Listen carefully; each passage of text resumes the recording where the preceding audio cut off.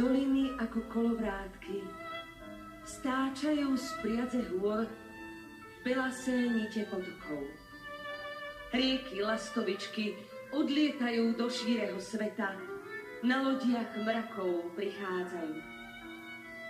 Šikmé stráne skotúľali zelené plátna jelšinám pred nohy.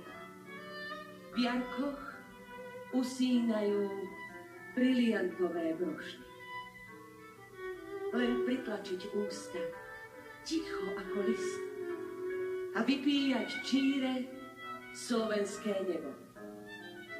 Prikročiť po špičkách k černicovému kríku a dlho sa dívať do zreničiek prekrásnych slovenských dievčat.